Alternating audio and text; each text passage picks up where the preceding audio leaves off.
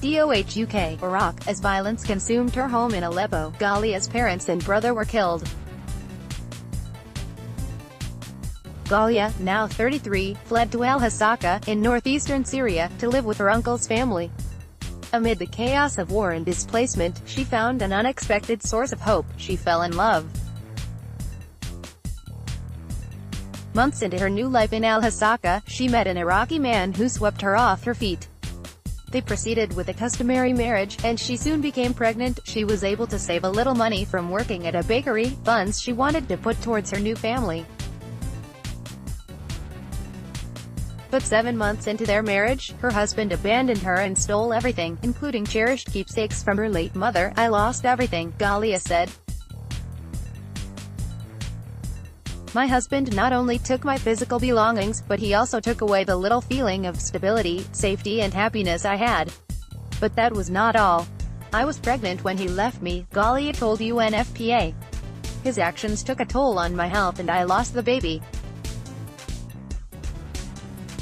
Everything went downhill." World Refugee Day. Today is World Refugee Day, a day to stand with refugees, recognize their hardships and commemorate their strength. Today, a record 68.5 million people have been forcibly displaced from their homes. That is 31 people newly displaced every minute, according to a new report from the UN Refugee Agency. Some 25.4 million of the displaced are refugees, people forced to cross international borders in search of safety. As Ghalia's story shows, displaced populations are incredibly vulnerable. Uprooted from their lives and communities, they endure not only the threats of conflict or persecution, but also risk poverty, exploitation and abuse. As they seek safe haven, they may be turned away, detained or worse.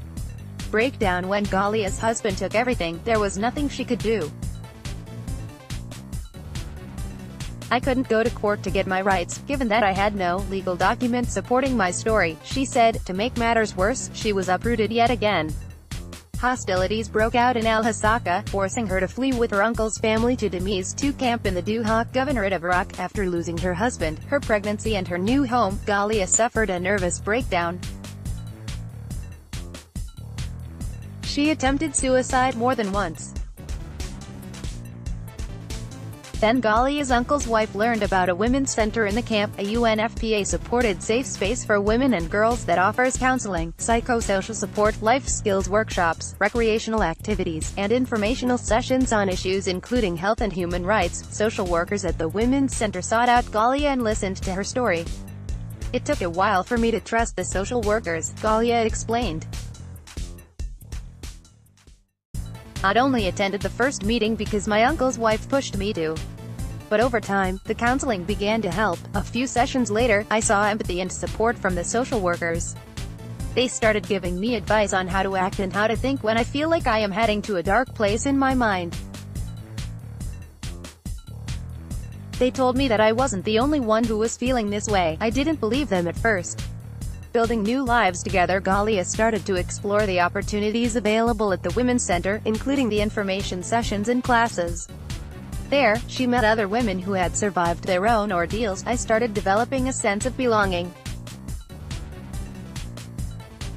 I stopped feeling alone and started enjoying the company of the girls, especially when we opened up and I discovered that they, too, have stories similar to mine." She now works as a volunteer in center, helping other women overcome their own traumas and hardships.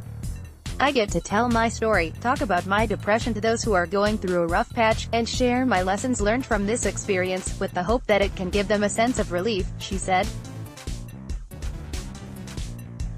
There are over 10,000 people living in the Damascus II camp, including nearly 8,700 Syrian refugees. To meet their needs, UNFPA is supporting the Women's Center, as well as a maternity unit, a reproductive health clinic and a youth center.